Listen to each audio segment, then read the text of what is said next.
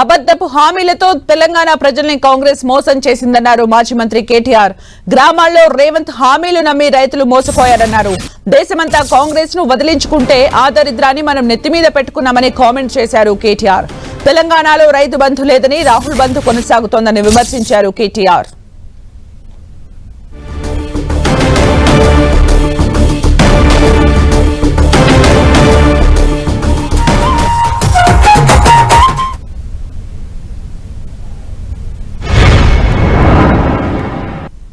కేవలం పరిశ్రమలకు ఇళ్లకే కాదు, భారతదేశంలో 28 రాష్ట్రాలు ఉన్నాయి.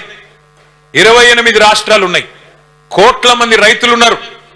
కానీ 79 ఏళ్ల భారతదేశ చరిత్రలో వ్యవసాయానికి ఉచితంగా కరెంట్ 24 గంటల కరెంట్ ఇచ్చిన నాయకుడు ఎవరు? 24 గంటలు రైతుకు కరెంట్ ఇచ్చిన నాయకుడు కేసీఆర్. బాంబులు అంటే అన్ని తుసుపటాకలు తప్పేం లేవు. బాంబులు మంత్రి ఏం చెప్పిండారో డైలాగులు పెట్టిండు. 6000 ఇండ్లు, డబల్ బెడ్రూమ్ ఇండ్లు నేను ఇస్తా, ఇందిరమ్మ ఇండ్లు ఏదో అన్నాడు. 6000 ఇండ్లు అన్నాడు. చెప్పి దగ్గర ఇప్పుడు 2 ఏళ్ళు అయిందా? అది ఎప్పుడు? మే 2024లో ఎలక్షన్ అయింది. ఏప్రిల్ 2024. 6000 घर देता हूं बोले. मैं आज सवाल कर रहा हूं. నేను ఇవాళ మంత్రి గారిని అడుగుతున్నా, 6000 ఇండ్లని డైలాగులు కొట్టినావు కదా కంటోన్మెంట్ లో, 2000 రూపాయలు నోట్లు ఇచ్చి గెలిచినావు కదా, ఇవాళ 6000 ఇండ్లు అన్నావు కదా మంత్రి గారు. 6 ఇండ్లు చూపెడతావు ఎక్కడన్నా? నీ ముఖానికి 6 ఇండ్లు, 6000 ఇడిచిపెట్టు. 2 ఏళ్ళు ఒడిచిపోయింది. 6 ఇండ్లు కట్టినావా ఎక్కడన్నా? 6 ఇండ్లు కూడా ఇడిచిపెట్టు. 6 ఇటుక పిల్లలు పెట్టినావా ఎక్కడన్నా? కేసీఆర్ గారి ప్రభుత్వంలో 1,00,000 డబల్ బెడ్రూమ్ ఇల్లు నేను దగ్గరుండి మున్సిపల్ మంత్రిగా నేను కట్టించిన.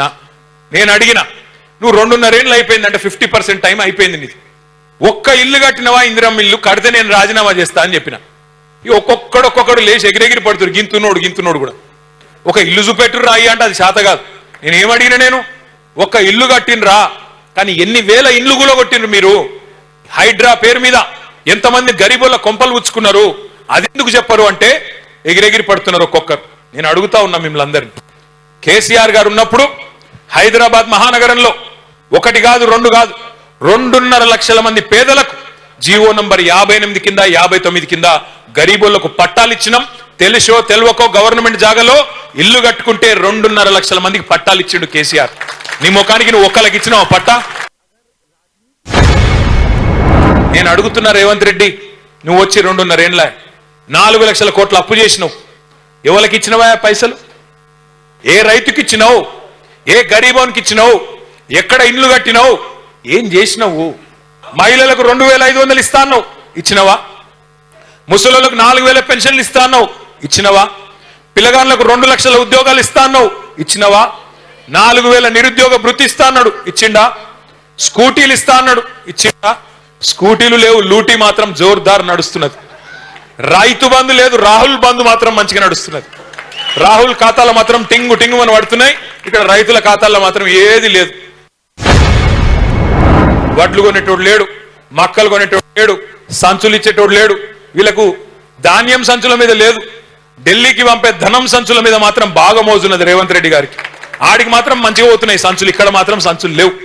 అందుకే నేను అనేది, ఇట్లాంటి దుర్మార్గమైన ప్రభుత్వాన్ని ఇవాళ దేశం మొత్తం కాంగ్రెస్ పార్టీని వదిలించుకున్నారు. ఈ దరిద్రం మాకొద్దని. కానీ మనోళ్ళు నెత్తి మీద దుక్కున్నారు. దానికి ఇలా బాధపడే పరిస్థితి వచ్చింది.